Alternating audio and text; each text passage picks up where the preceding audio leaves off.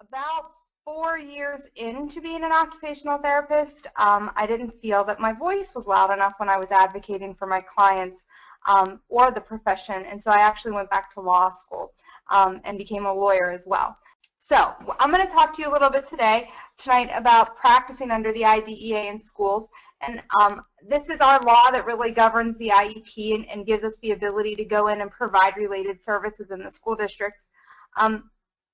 It is a federal law, and so you'll hear me talk a lot about it in regards to a federal law, but all that a federal law states is that every state must adopt it in its purest form, meaning that I cannot provide a student or an individual with anything less than what the IDEA provides, but my state can interpret it more strictly and provide more to the citizen, the student, or the individual. So you'll see time frames in here that really follow that federal policy, but the best thing you can do is check in with your state, because some states will make those even shorter time frames and whatnot. So let's see. There we go. So here's my little spiel about this presentation. Is for general informational purposes only. This is one of those great tricks they teach you in law school so that you can't be liable for anything.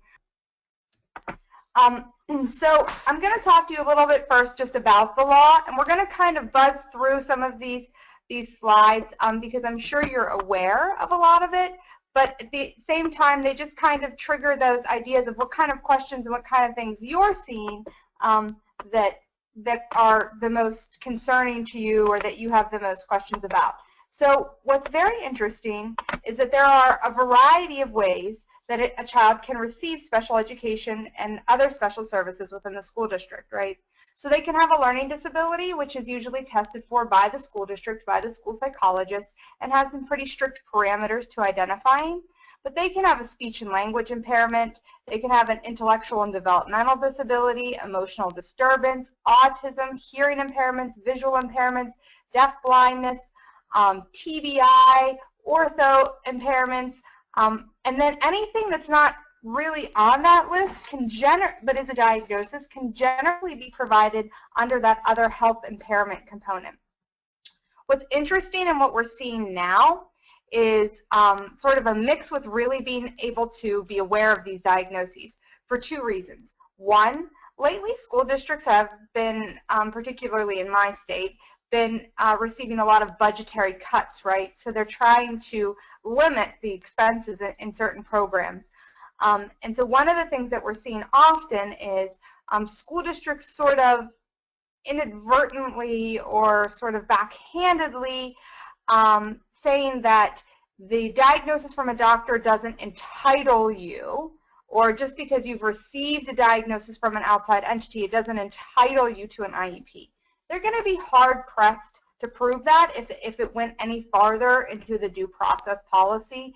Actually, a medical diagnosis provided by a medical physician absolutely must be accepted by the school district. So if there's an autism diagnosis or a speech and language impairment diagnosis provided by a pediatrician or by a developmental physician, the school district actually does have to accept that and provide services under those diagnoses. On top of it, in 2013, we actually started to experience a small change, a minor change in the IDEA, and that goes under our access billing. So some of you may be aware, some of you are probably even participating in it, but there are certain children who qualify for the school districts to bill Medicaid or access for services provided within the school district. So with that, there's criteria involved, and one of the main criteria is that you actually have a medical doctor provided diagnosis. And so these diagnoses are playing a larger role in that entity as well. There's a school district near us that actually employs a medical physician to come in, do a quick evaluation of the child, do a chart review, and provide an actual medical diagnosis to encourage the access billing being allowed, permitted. So it's got a little bit more weight than it once held. We do have to always remember, and one of the most important things that I think a school therapist can be aware of are the two different types of models in which we practice. Why? Because a majority of the children will also be receiving services outside, or at one point had been recommended for services outside. And it's really important that you understand the difference between the medical model and the educational model, and you have a really good way of kindly getting that across to them. There are a variety of children I see in my outpatient clinic that I actually tell them, you really wouldn't be appropriate for school therapy, so it's not something we really need to push for. So when we think about that medical model, it's often delivered in a hospital or an outpatient clinic, private therapy clinic, or it can even be in the home. And the services are initiated by a referral from a physician and are based on underlying medical causes, delays, or diagnoses. It can really be any concern that you have.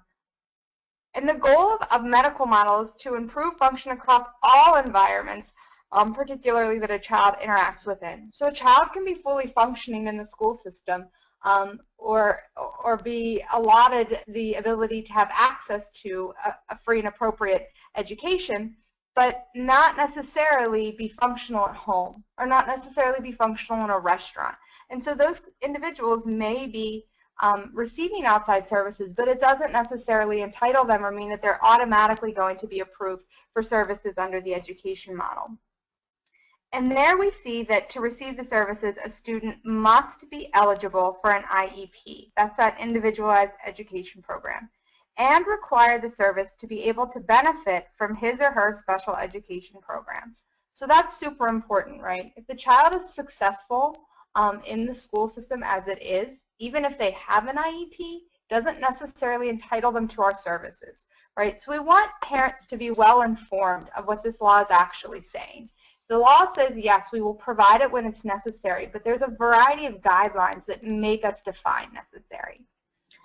Students may have motor concerns that qualify them for medical-based services, but remember, if the concern is not interfering significantly with their ability to learn and access their educational program, they may not receive those motor services at school. So for instance, and this is more for a physical therapy type of example, but a child that cannot safely navigate stairs would not be eligible for physical therapy in a school that was on one floor, okay? So even though it seems like a pretty prominent motor problem to have a child that cannot safely navigate stairs, if the school doesn't have stairs, then they have complete access, free access to their environment. So it's not going to be something that they're going to qualify for.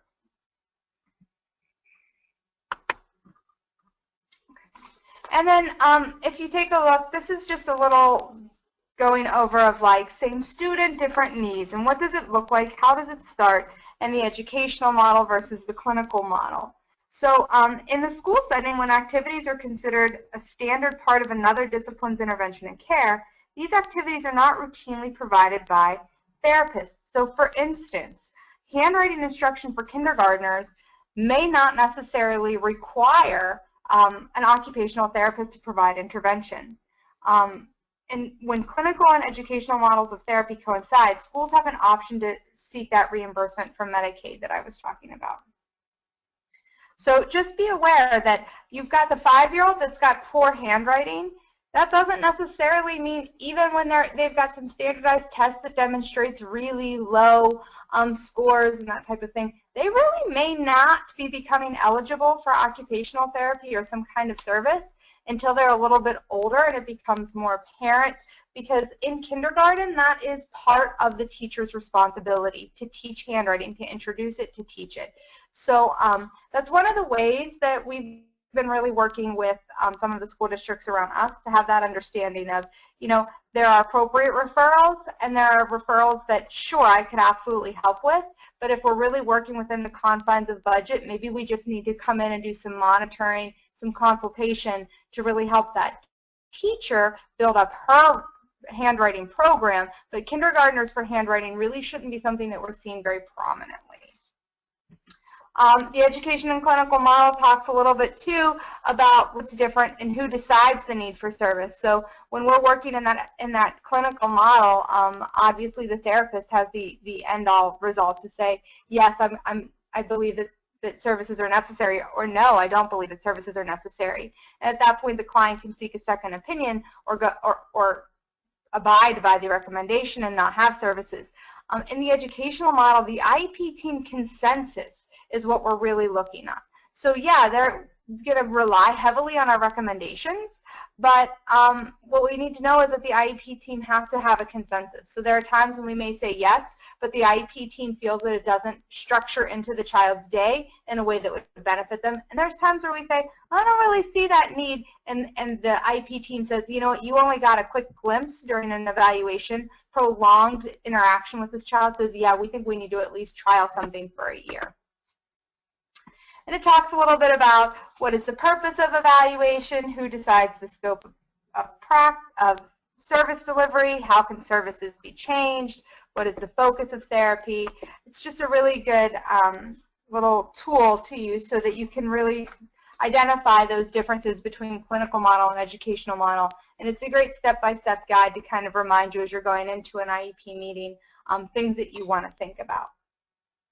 So a lot of times we think, well, the IDEA, or the Individuals with Disabilities Education Act, is what governs what we do in the school system. But there's a variety of laws that we really have to be aware of. So we need to understand Section 504 of the Rehabilitation Act. It's another way in which we can provide services to children that don't have IEPs.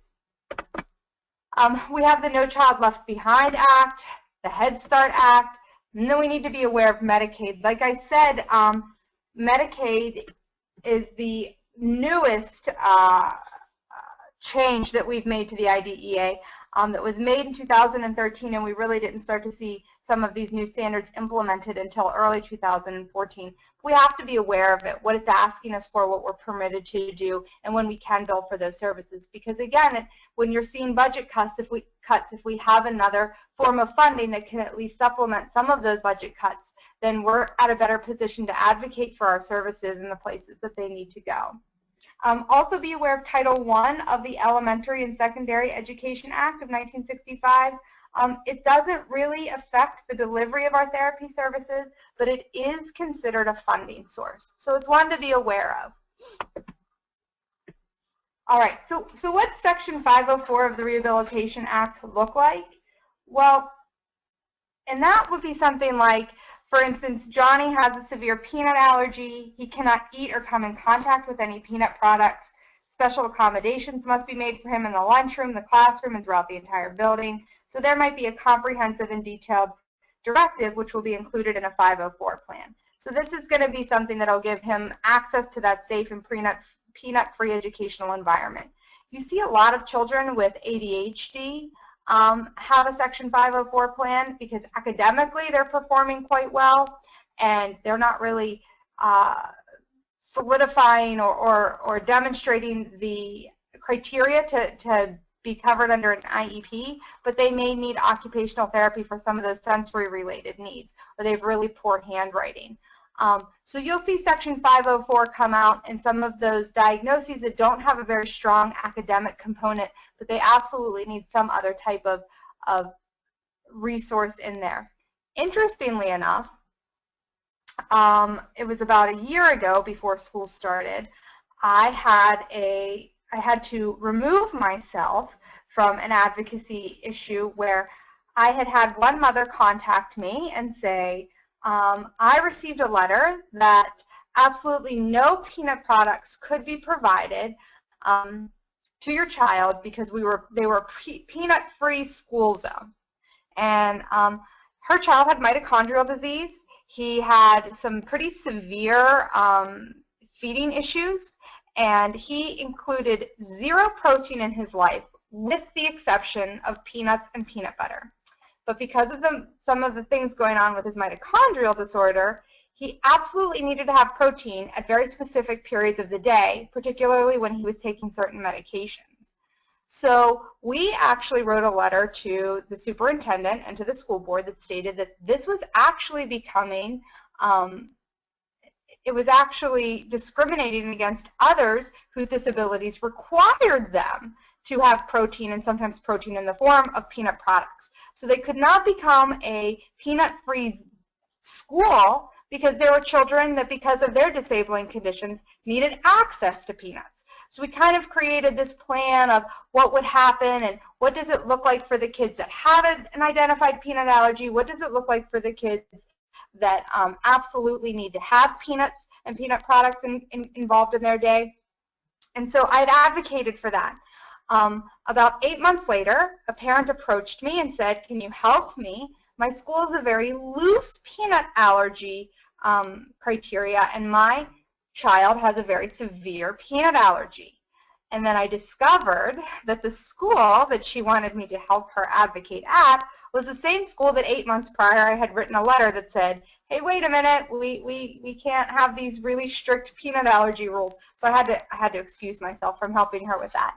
But understand that a lot of that was done through 504 plans. These were children that did not have strong and profound academic needs. They were not qualifying for IEPs, but they absolutely had service-related needs. Just a little bit of a brief history about Section 504. It's widely recognized as the first civil rights statute for individuals with disabilities. It's older than the IDEA. Interestingly enough, Section 504 is an anti-discrimination law. So the reason that it is in place is because the thought process is without these services provided to the child, they would be discriminated against based on their disability. Also, interesting fact to know, it is one of the laws that you would use to support a Fair Housing Act request for a reasonable accommodation. So it is very widespread. Unlike the IDEA, it affects employment, it affects housing, it affects school. So it's sort of an all over the place anti-discrimination law. Then we take a look at the IDEA, right? And so we say, Lisa has a speech and language delay and has trouble comprehending written text. She would benefit from an IEP, which would itemize special services, including speech-language therapy, OT, and maybe even some reading intervention. So an IEP, in this case, would provide maximum education benefit because it would be specific to her individual learning needs. Many aspects of her day-to-day educational experience will be altered because of her specific learning needs. So we have kiddos that can come in and interestingly enough, you can have even just a speech and language therapy IEP. So you can have just a speech and language impairment, which can open the door to granting a child an IEP, which can actually open the door to granting a child access to other services like vision, occupational therapy, physical therapy. So again, it doesn't necessarily have to be this very academic in nature IEP, right? It can be a child that just has some speech and language impairment that's also opening the door for our ability to access them as well. A little bit of history about the IDEA. So it's a law ensuring services to children with disabilities throughout the nation, right? So this is a law that just says, hey, we need to make, if we're a public school and we're really providing free and appropriate access to education, we need to make sure we're doing it to everybody across the board, and to make sure of that, we need to maybe provide some extra services and help. Although the IDEA is near and dear to me as an occupational therapist, I do have to remember that it was not initially created for us. Related services are kind of a small component piece of the IDEA, and it is absolutely where we get our foot in the door, but it was actually created with this idea of generating these very individualized education plans for these children. So a lot of it really had to do with the academic portion of schooling. Infants and toddlers with disabilities, that's birth to 2 years and 11 months and 29/30 days, right? So even though it says birth to 2, it really means up to that 3rd birthday. And their families, and they can receive early intervention services under the IDEA, but that's Part C. It's a different part than what we work in the school. Once you go 3 to 21, we move over into the IDEA Part B. It's important because, again, different funding sources are involved, but on top of that, there's some different rules as to what needs to be established. So there were some, the last time there were major changes to the IDEA was 2008, and when I first started talking about that, that felt really relevant and new, and now my daughter says to me, Mom, I wasn't even born then, and I was like, oh, man. Then it was like super long ago. So I guess it's not necessarily as new and relevant as it once was. But it's depending on age, either the student or the student's guardian can revoke consent for a child's special education services, right? So it gives us a lot of this open room that says, We worked so hard and so long at and making sure that these students were entitled to services and that they received the services that they were entitled to, that we forgot that there's a culture of individuals out there that want to succeed without that support, or want to be able to bow out of that.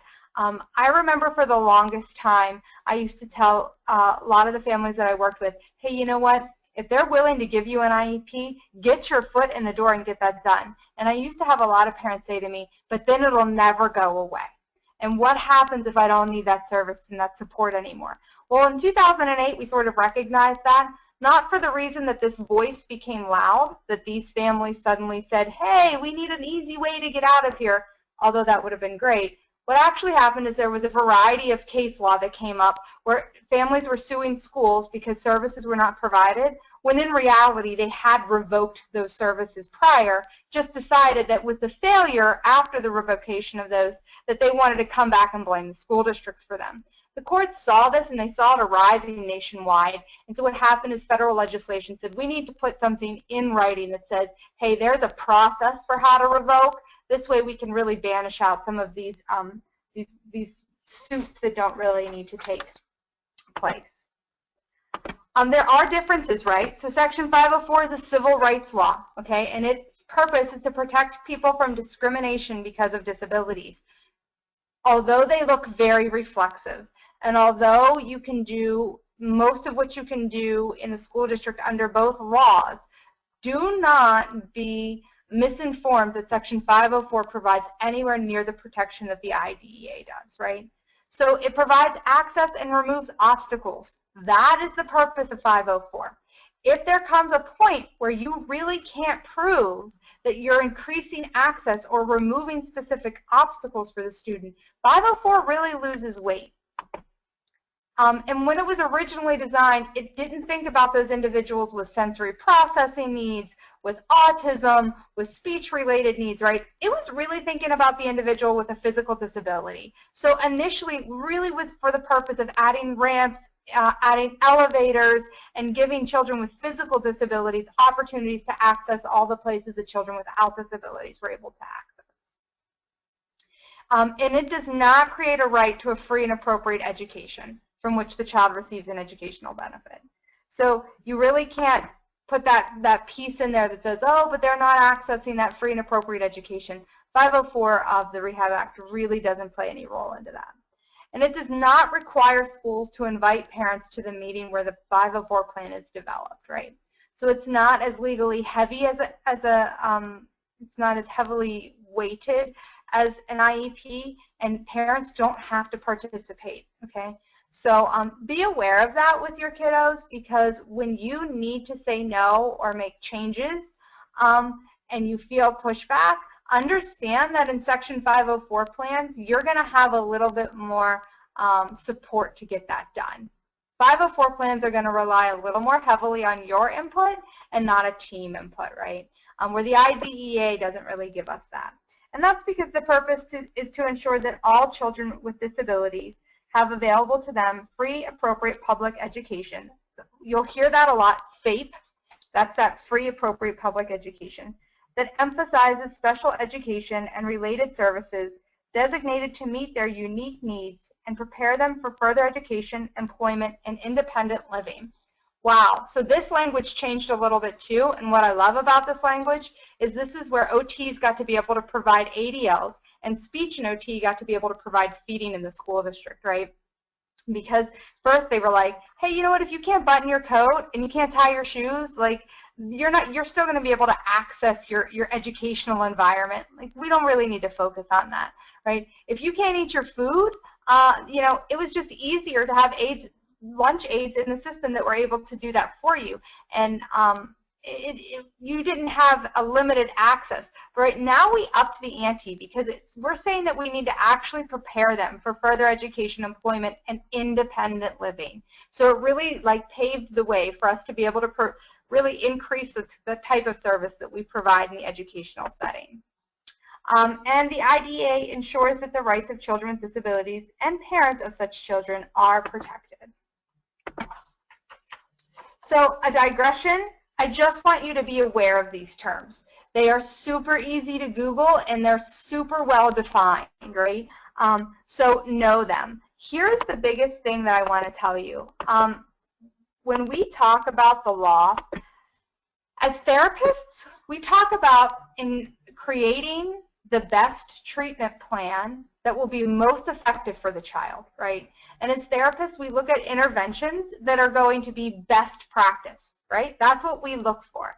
What you need to understand is in the law, we have minimally met standards, okay? So it doesn't have to be the most amazing FAPE that you've ever seen. It does not have to be this creative, fabulous, perfect world vision of a least restrictive environment, right? It's a minimally met standard. Oftentimes, parents are lulled into belief that whatever they deem FAPE is, or whatever would be the perfect FAPE for their children, is clearly the only FAPE that exists, and that's not true. The courts again and again say it is a minimally met standard. Are you providing it in a way that the minimum criteria is being met?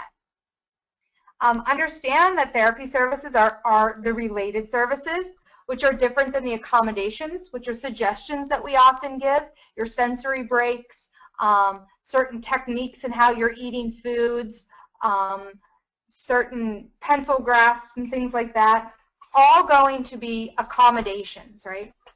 And then we have supplementary aids and services, and procedural safeguards are what entitles or tells the parents what they're entitled to do and how to go about mediation or due process if they disagree and can't come to an agreement with the school district. So I'm going to let you guys, since you will have access to the PowerPoint, read over these slides that really define these terms. But again, what I want you to see, and we'll just go through FAPE, is that minimally met standard, right? So it means that special education related services have been provided at public expense, under public supervision and direction, and without charge, right? So you don't have to be a great therapist. You don't have to be an old therapist. You don't have to be a therapist that is trained in all the newest things, right? This is at the public expense, so that means it's occurring in the public school district, under public supervision, which means that their supervisor is someone within the school district, and without charge. The parents were not charged for these services, right? Those can be minimally met standards, very basic. They need to meet the standards of the state educational agency, which the state educational agency says, we can't really put a ton of standards on you, so sure, as long as you're providing your services under what would be considered quality care, you're good. They need to include an appropriate preschool, elementary school, or secondary school education in the state involved. Again, not a whole lot of defining terms there.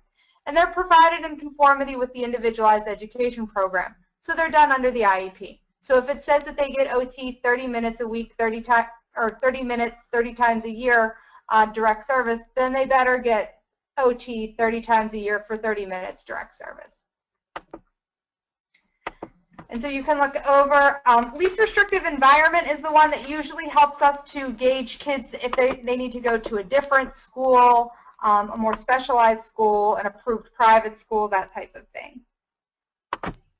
The initial evaluation is really done to see if the child has a disability as defined by the IDEA. We want to gather information that will help determine the child's educational needs, and then they're used to guide decision-making about appropriate education programming for the child, right? So the evaluation time frame, oh, I breezed past that, sorry about that.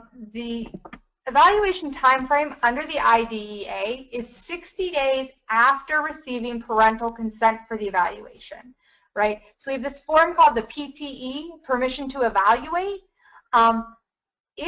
Your 60 days, according to federal law, does not start until that parent has signed that PTE and sent it back, right? So the parent could have been the one that said, hey, I want to initiate this process, but it doesn't start when they requested for the process to be initiated. It starts when they return that PTE. So be aware of that. Be aware of your time frames. Another thing, this is a time frame that states love to change around. So for a number of years, Pennsylvania said that we actually had 30 days from the time that the PTE was signed. Then they realized that it was not as efficient in giving us enough time to collect the data, so we've actually gone back to the 60 days, which has been great. But what I want you to be aware of is figuring out what your time frame is. Now, the state can say that you can have anywhere from 1 to 60 days, but the state cannot give you more than 60 days because, again, that minimal standard is already set by federal law, and it can't give anything more than what federal law is allowing for us to do. So scopes of evaluation are really, really profound, and sometimes you'll find that we're not even, as therapists, even a part of that initial evaluation. We're coming on board a little bit later after the IEP is initiated. So these are just some good slides to look through to kind of reevaluate or remind yourself what all is involved with evaluation and reevaluation. Again, we need to be aware that for those reevaluations, informed parental consent is necessary again. So they have to sign those permissions to reevaluate a PTR. They need to sign those all the time when they're ready for the reevaluation. Additionally, again, our minimal standard is that reevaluations must be conducted at least every 3 years. This is an interesting standard because federal law says it must be done at least every 3 years. Some states will change that. However, most states like to stick to that 3-year rule. It is actually the rule of the districts that you need to follow. So learn what district you're working in, speak with the head of special education, and talk to them about what their policy on reevaluations are. I worked in a school district that was a rather wealthy school district when I lived in California, and they wanted reevaluations done every single year, because they felt that it was actually money saving to do that because they had a better idea of who absolutely needed to remain with the services that they were remaining with and who was able to be teetered out of those services. So the district's policy was every year we needed to reevaluate. It was a lot of paperwork and it was very time consuming, but that was their policy and I needed to follow it. Understand that a district policy, violating a district policy, will not make the school out of compliance.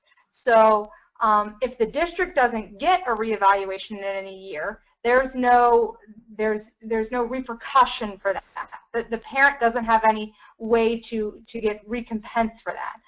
It has to abide by an actual legislation or law piece. So if it's 3 years by both the state and the federal regulations, then the parent has no right for recompense until that 3 years has been overlooked.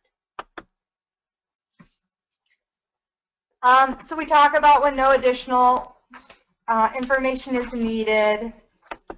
And then I just think I always found it interesting to have a good idea on what specific learning disability was, what response to intervention is. And these are just some reviewer slides for you to look at to go over that, mostly because I had a really rough time initially as a therapist understanding children that I saw having a vast need, but not qualifying under specific learning disability, not having a specific diagnosis that helped them under other health impairment or helped them under Section 504 of the Rehab Act, but I felt like they needed me. And there are literally children that fall in those cracks that you really have to recommend they go seek outside services because there's nothing in the school district that can provide that for them. If they are not qualifying under the IDEA and they're not qualifying under Section 504, you dance this really unique area that, depending on your district, there's really nothing you can do for them.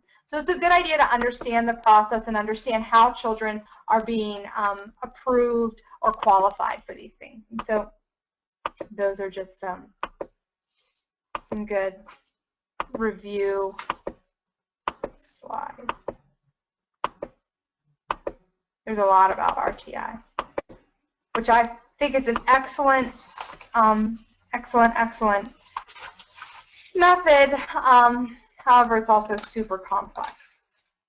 Okay, so here's the nitty-gritty, and I hope I've given you enough of sort of that practical legal background that the whole process makes a little bit more sense to you. But there are going to be times when we do have to say yes. And why and when do we have to say yes? Well, when a child is defined as a child with a disability, so that means that they may be a child with, and they have not changed the language yet, because believe me, legislators are like 50 years behind us on language. So this is a child with a disability, can be a child with mental retardation, hearing impairments, including deafness, speech or language impairments, which interestingly enough includes blindness, serious emotional disturbance, referred to in this title as emotional disturbance, orthopedic impairments, autism, traumatic brain injury, other health impairments, or specific learning disabilities. And who by reason, therefore, needs special education related services, right? And related services. Super important. So when I went to law school, one of the other reasons I went to law school was some crazy legislation had been created that I didn't like. And so I thought, if you wrote healthcare legislation, you should know how awful it is to practice under it. So I was going to go and change the world of healthcare legislation, right? And I took my first legislation writing class, and we spent 48 minutes discussing the difference between the term and the. And I thought, well, this is why awful people write legislation, because this is horribly boring, and nobody could possibly want to do this forever. What it did really instill in me is there is a major difference between and, the, and or. And I've always known there was a difference between and or, but I never realized how imperative it is in the law. So in the law, and literally means and. You absolutely must satisfy 1 and 2. If you just satisfy one or the other, you will not be protected. You will not satisfy the claim. So understand that, again, that who by reason thereof needs special education and related services is probably going to look very heavily at those evaluations and reevaluations that we're doing. So there are going to be times when we have to say yes, but make it imperative that you are very precise and logical and systematic in your evaluations and reevaluations, because that is what's going to back you up when you have to say yes, when you need to say no, and when there is any kind of discrepancy between the two, right? Because that by reason thereof is really coming from your evaluations and reevaluations. Okay, so also children age 3 through 9, which are those school-age kids, the term child with a disability for child age 3 through 9, or for any subset of that age range, including 3 through 5, may at the discretion of the state and the local education agency include a child experiencing developmental delays, right? And we've changed developmental delays. Delays in developmental milestones is the new language that I believe they changed it to, because I'm not sure why they thought that that was more clear than developmental delays. But so this is where we see that actually 3 through 9, you're going to have a larger percentage. So a lot of people say, oh, I've heard that once I reach 4th and 5th grade, OT doesn't exist anymore, or speech doesn't really happen anymore when you get into 5th grade, right? Well, it's not that it doesn't happen anymore, but it's that it's a lot easier to get at those younger grades, because they're actually qualifying under this B part of the statute that incorporates that developmental delay part, right? So it can be more difficult for a parent to obtain those services after that age 9, because they're no longer qualifying under this B component. Again, something for parents to be aware of, and parents that are, you know, problematic in understanding maybe decrease or minimization in services really need to be directed to this part of the law that says, you know, what your child was previously qualifying under, you know, is really only protected up through age 9. And so we're really trying to address and provide for them what we can beyond that age, but you have to understand that, again, it's a minimal standard, and we only need to meet it through this age range. These are how you qualify for services under 504 of the Rehab Act. And that is they must have a physical or mental impairment, right? So they can have mental illness. They can have bipolar disorder, major depression. I believe ADHD falls under that mental impairment. A variety of mental illness diagnoses will substantiate that too. And it must substantially limit at least one major life activity, such as walking, talking, seeing, breathing, hearing, learning, reading, writing, working, caring for oneself, and performing manual tasks. Usually, if they need our services, one of these life activities is pretty easy to identify as being substantially limited, right? But additionally, if they're an individual that doesn't truly need our services, we can pretty much create a case that says, through that evaluation process, that says, hey, they're not substantially limited. If you want to understand what substantially limited looks like, I recommend going into the ADA, the Americans with Disabilities Act, or looking into case law and just typing in ADA substantially limited. There's some pretty clear definitions there. 504 is not going to give you super clear definition on that, but if you look back at other laws that have same terminology or case law, you can know that you're pretty safe with them. And you can just do Google searches for those.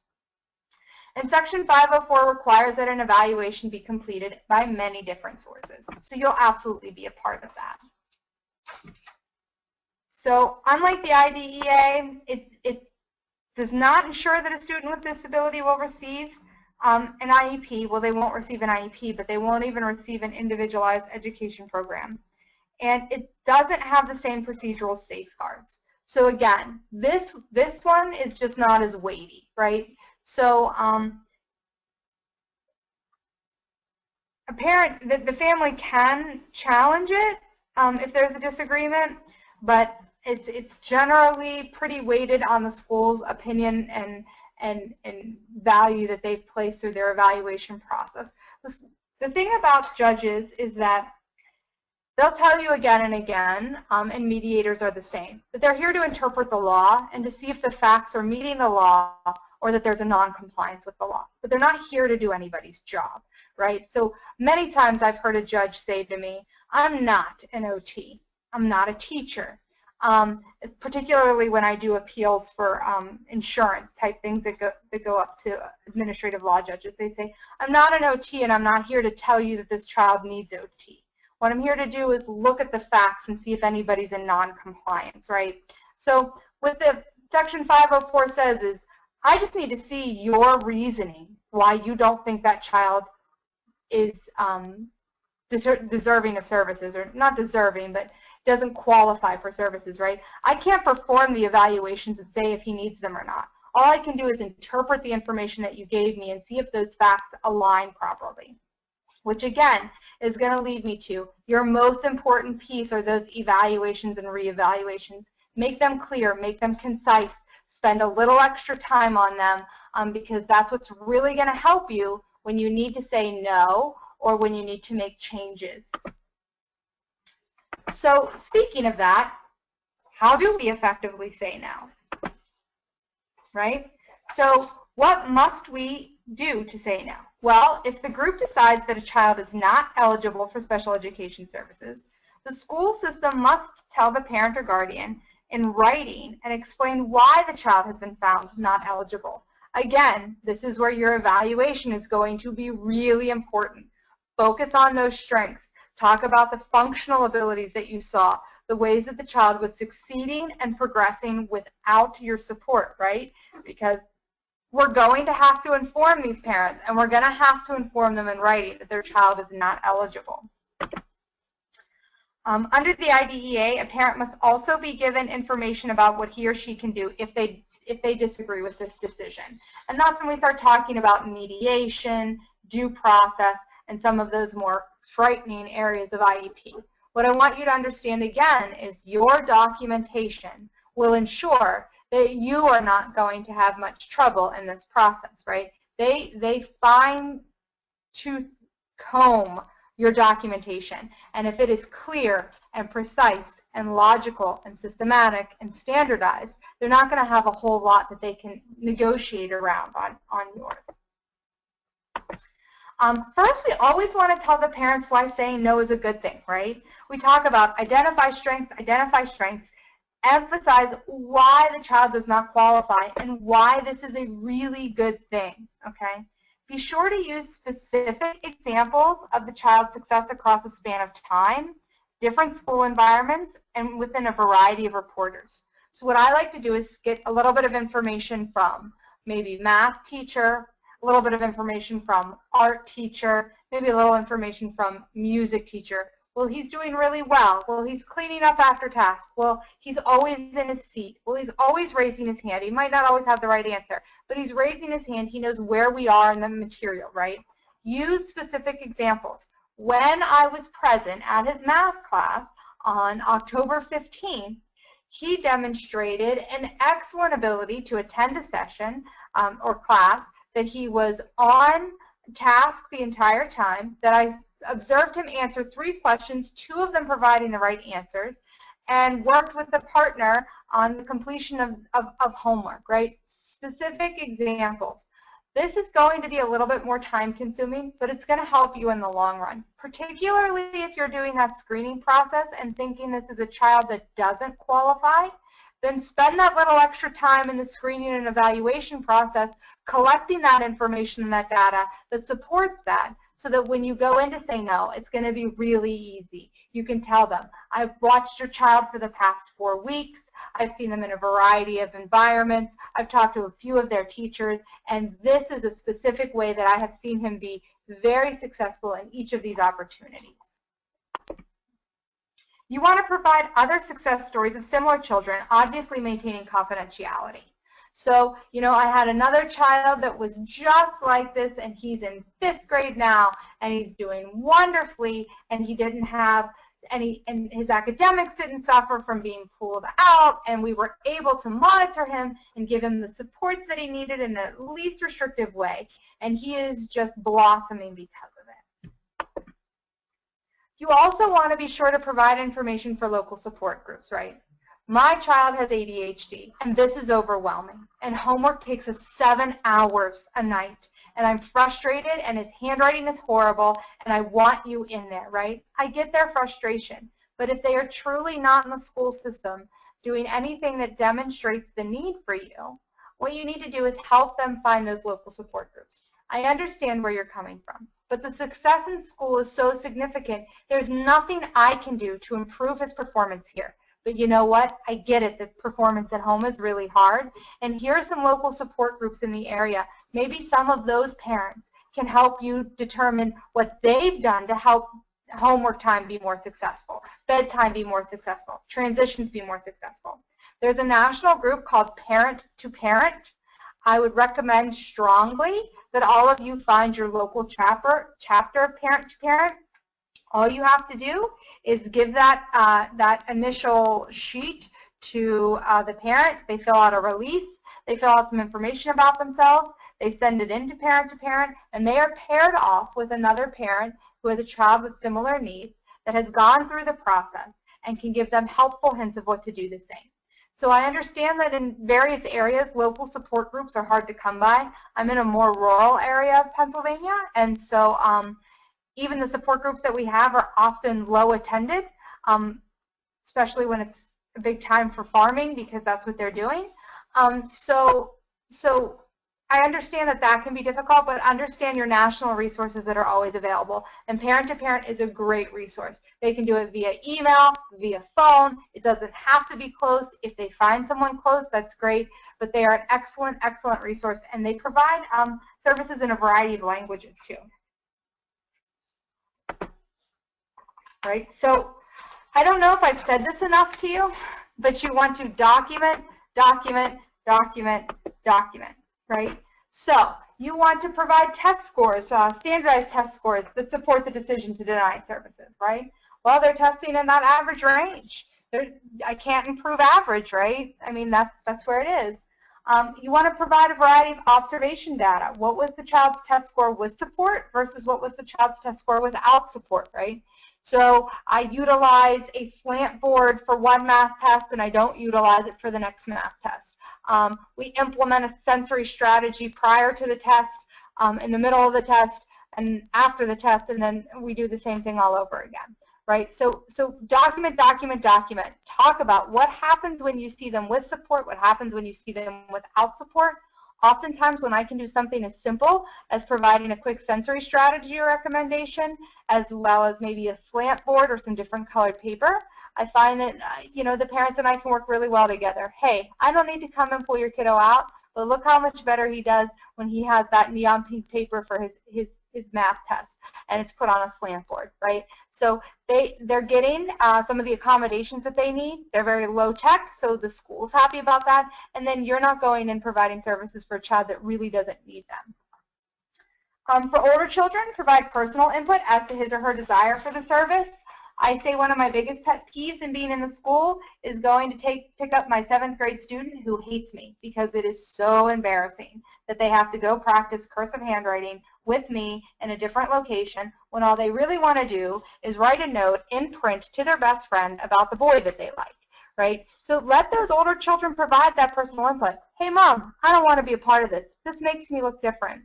I have a kiddo that I work with at the clinic now that we have an agreement that he's going to come to the clinic as long as he will not allow them to do any type of accommodation in school, because we need to work on that handwriting. We need to improve attention to task. But he refuses to take the accommodations in school, and we refuse to let him continue to be pulled out by OT when really all he needs is some simple strategies. So he hates coming to me after school, but that's what he has to do until he'll let them provide those accommodations in school. You want to provide other alternate, less invasive accommodation options, and you want to make this something that you brainstorm beforehand, but that it appears like a brainstorming process with the parent as well.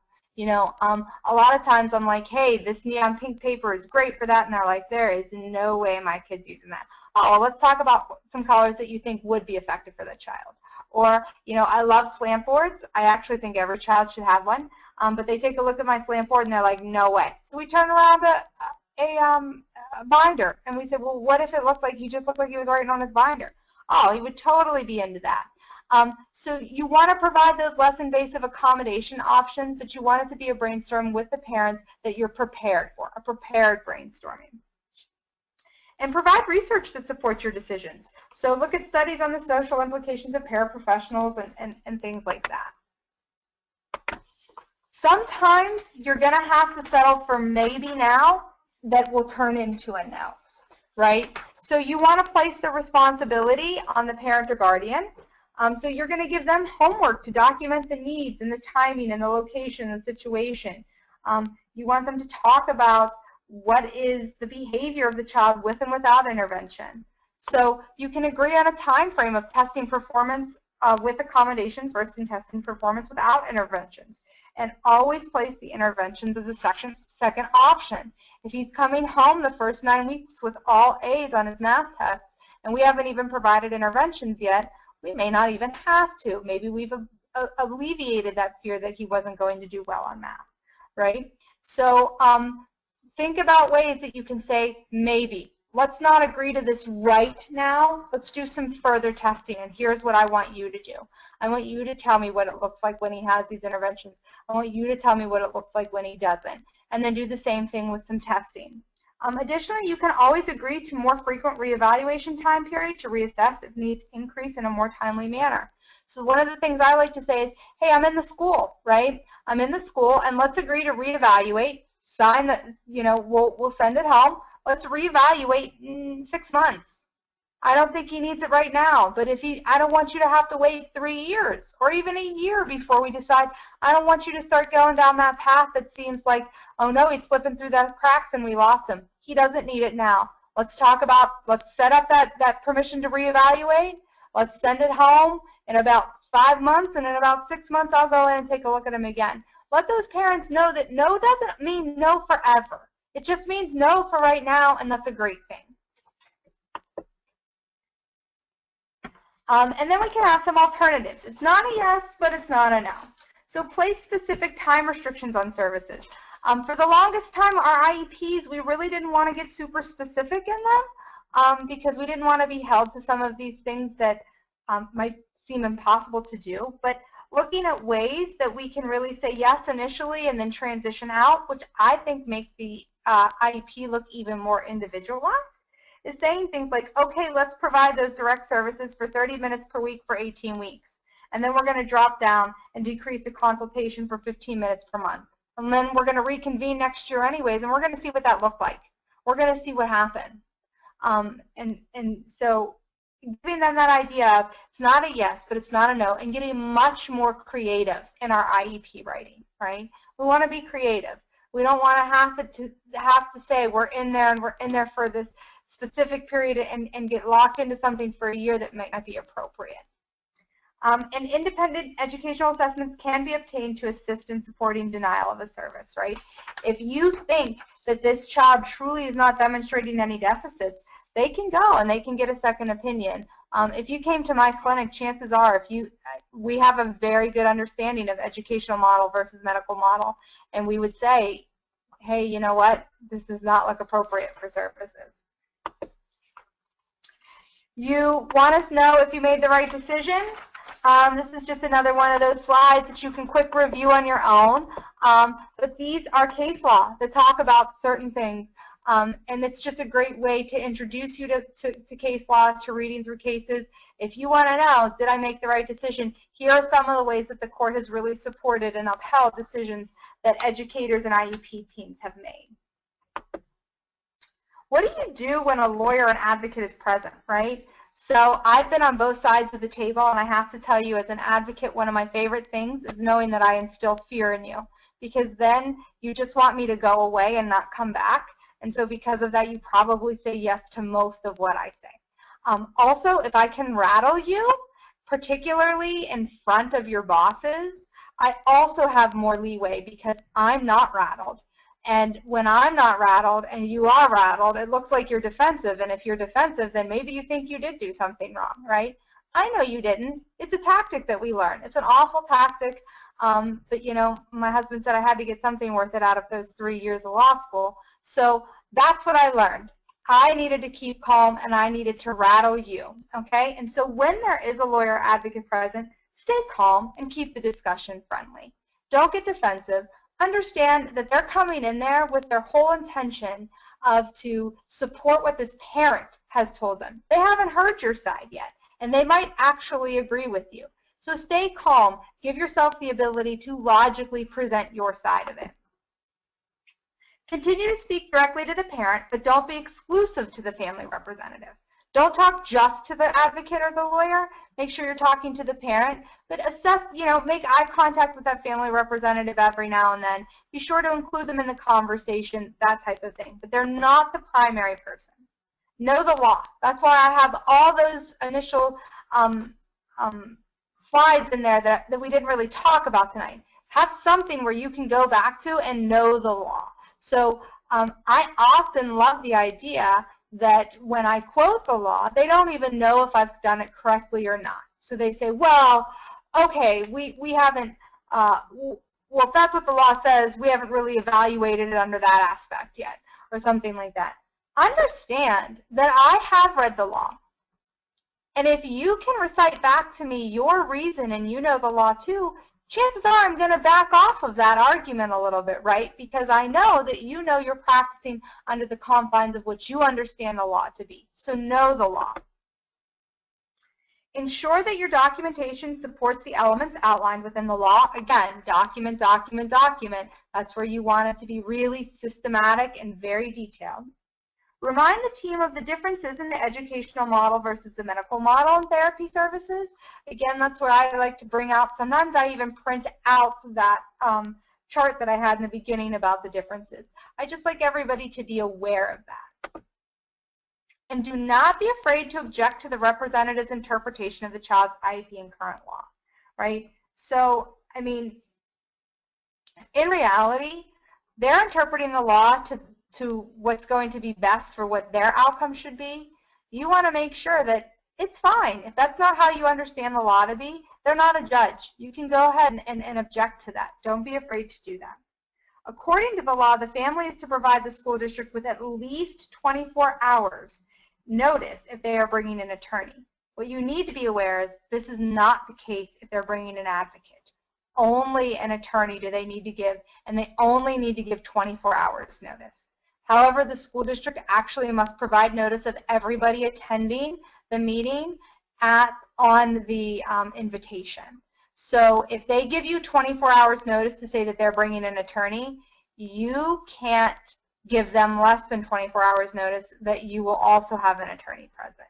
So a lot of times they put you in a real conundrum, and that's actually something that we kind of tell our parents to do. Don't let them know until 24 hours beforehand. Why? Because then they can't bring their attorney, which is a dirty trick, but that's what a lot of law is, dirty tricks.